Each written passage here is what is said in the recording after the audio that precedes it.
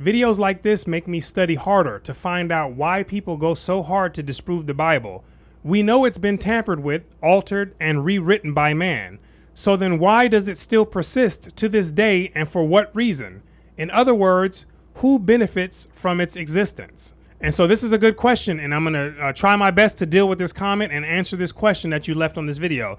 And anyone else who has questions, be sure to leave them down below. And I have some questions that are in the queue, and I'll be answering them in the future. And so let's begin with your statement on you studying harder to find out why people try so hard to disprove the Bible. And if I'm not mistaken, I believe that when you say disprove the Bible, that you mean disprove that it came from a God or the God in the Bible. Now, the reality is that people all have their own reasons for showing that the Bible is just another creation of man. One of the reasons is that some people, they have been emotionally traumatized by the concepts in the Bible, like God slaughtering children and people going to hell for not wanting to believe in Jesus. And then when they finally realize that those stories and those ideas are man-made, then they take the news very personal, right? And many of them, they experience a lot of anger and rage, which then fuels their passion to try to disprove the Bible by any means necessary. And another reason is that when people find out that the Bible is no more special than any other human invention, and then afterwards they leave the Bible-based faiths, then afterwards, they're often attacked by other Bible-believing people in that community, which often includes a lot of their family and a lot of their friends. And a natural response for a human being attacked is to defend oneself. And in their defense, they go hard in disproving the Bible. Now, when it comes to archaeologists and historians, they initially set out to prove the validity of the Bible and to verify its claims.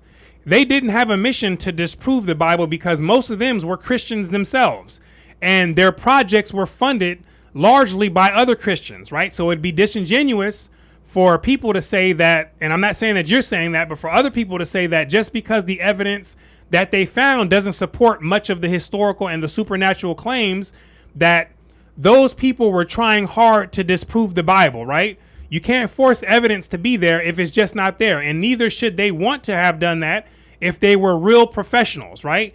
Now, for my motive, it's simple. It's simply to help people by providing the other side of the information, right?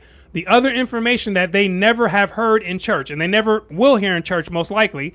Because when we think about it, the real question should be, why are people trying so hard to hide the other side of the information from people, right?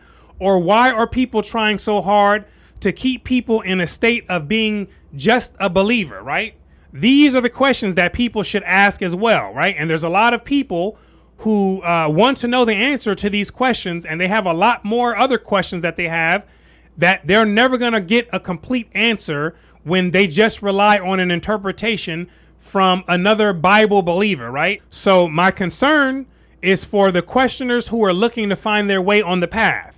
And even more importantly, it's to provide a complete picture to the generation of children to come, right? So they'll be able to find their way on the path for the ones of them who desire to do so, right? And so we're looking out for the people 100 and 500 years in the future, right? That's what we're doing right now. But what is of no concern and no relevance is having vengeance and being emotionally disturbed for being told a lie, right? I'm well past that stage. And when it did happen, it only lasted for a very short time. And then after that, I moved on to the next phase of getting my ideas and thoughts together, right? And another thing that is not of my concern is personal attacks, because I clearly understand that this is a core part of the Bible believing culture, right? And attacking has been something that they have been doing for a very long time, right? And not just by words, but physically doing it as well, which leads us to the next part of your comment that says, you know, it's been tampered with, altered, and rewritten by man.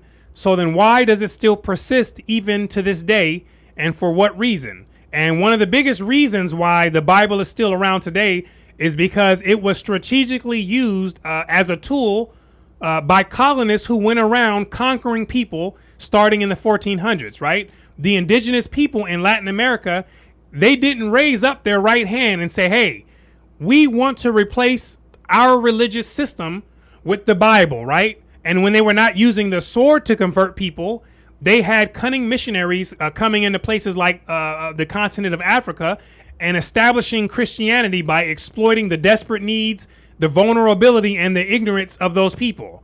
And so conquering, colonizing, and the Bible was a complete system for colonists to hijack the thoughts of their subjects, right? And what do you think happened when their minds had been converted? When they had more children, what they went off to teach them was what they already knew. And if what they knew was the Bible and Christianity, then that's exactly what they went off to teach the children that they had, right? And so it creates agents out of those people that continue to spread the word more and more, right? As people have more missionary activity and more kids, right? But understand one thing, that just because the Bible has been preserved for such a long time, this doesn't have anything to do with the claim being made that it comes from a divine being, right? All you can squeeze out of the fact is that humans did a good job keeping it relevant, right? They found ways to make it stay relevant by different ways, right? But this doesn't have anything to do with it being true and from a divine being, right? The Islamic world has done a good job at preserving their holy scriptures too, right? The Quran.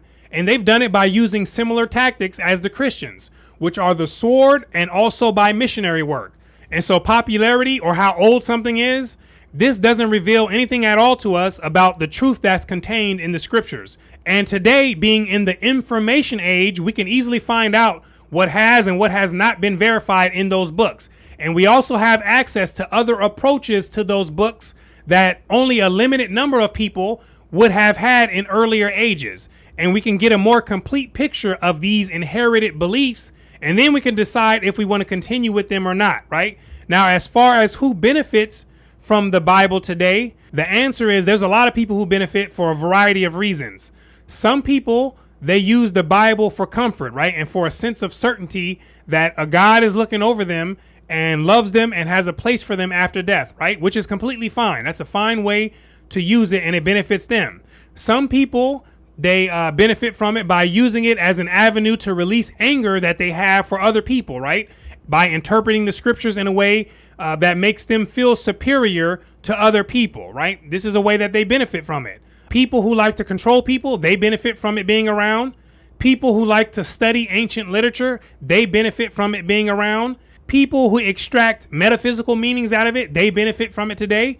Scholars, they benefit from it because it keeps them with a job. Because if people stop showing interest in the Bible, then a lot of the work that they have in their field, that thing would decline, right? Archaeologists, they benefit from it from the same reason, right? White supremacists, they benefit from it because it gives a sense of superiority. When you have movies, you have artworks, you have all the depictions of Adam, Eve, Noah, David, Solomon, all the angels, God, and Jesus, they all look like those people who would call themselves white people. So they benefit from this, right? It gives them a sense of belonging and a sense of superiority, right? You see, there's a ton of people who benefit from the Bible being around, and for a variety of reasons, right? Just like there's a ton of people who benefit from the Quran being around for many of the same reasons. But just understand one thing, that just because people benefit from it, it doesn't mean that all the stories that are contained within it are 100% real. It just means that people have found some way to make these things beneficial to them. And so hopefully this has been able to answer your comments and your questions, and I want to thank you for writing it. And if anyone else has a question or a comment, be sure to leave it down below, and we'll pick the ones that are most relevant. So I want to thank you for watching all the way into the end. My name is Brooklyn St. Michael, and I'll see you in the free world.